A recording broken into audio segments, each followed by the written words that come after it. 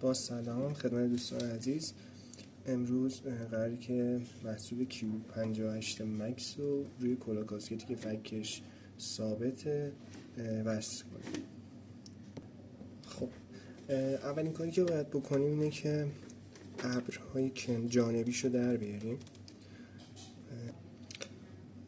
خب هر کلاهی مدلش فرق میکنه. مثلا این ابرهای بغل و وسطش کلا این کلاه یه تیکه است و وقتی میخوایم این دوتا رو در بیاریم وسطی هم کلا در بیاریم. این بغل اگه نگاه کنین همه کلاه کاسکت ها جایی دارن برای قرار دادن بلوتوث، میکروفون بلوتوث، اسپیکر و میکروفون بلوتوث ها. خب اینم محصول Q58 مکسمونه که دفترچه راهنماییشو در میاریم. این خود دستگاهه و اقلامی که همراهش هست گیره بغل داره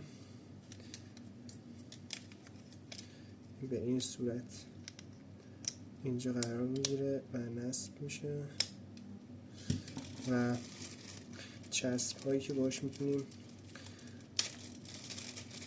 بلندگو و میکروفونش رو متصل کنیم. کلا این چسب واسه میکروفونشه، این دوتا هم واسه بلندگو.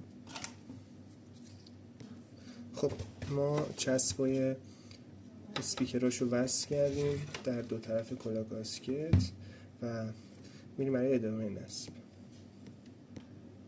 خب اسپیکراشو لفت و رایت داره که بخوام بهتون نشون بدم. کلا بلوتوث کلا کاسکت سمت چپ سرتون قرار میگیره، یعنی این سمت دقیقا، و میکروفون اینجا قرار میگیره و این بلندگوی میکروفون اسپیکری که کوتاهه سمت چپه و بلنده سمت راست. خب اینا رو روی برچسباش قرار میدیم.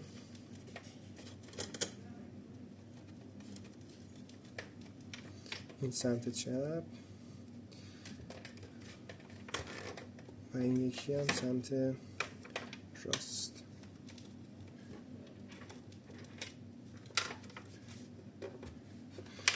و میریم برای نصب میکروفونش. خب میکروفونش هم نصب کردیم روی کلا کاسکت و الان دوتا بلندگو و میکروفون کاملا نصب. بریم ابراشو بذاریم سر جاش و در نهایت بهتون کارو نشون بدم. خب محلی که بلوتوث قرار گرفته سمت چپ کلاهه و مشاهده میکنید گیره بغل دقیقا در اینجا قرار گرفته. این هم نمونه نصب روی کلا کاسکت فک ثابت.